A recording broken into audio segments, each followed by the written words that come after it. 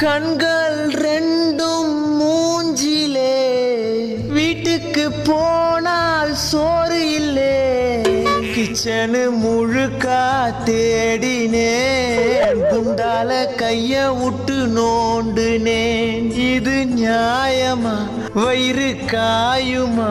2 தோசையாச்சு சுட்டு போடுமா? நல்ல சோறு வீட்ல துண்ணு ரொம்ப நாளு ஆனதே. 4 நாளா பட்னியாயிருந்து வயிறு வெந்து போனதே. கறி குழம்பும் போனது, மீன் குழம்பும் போனது, சாம்பார துண்ணு புட்டு பாடினேன். பிரியாணி போனது, குஸ்காவும் போனது, தண்ணிய குச்சி புட்டு தூங்கினேன். ரசம்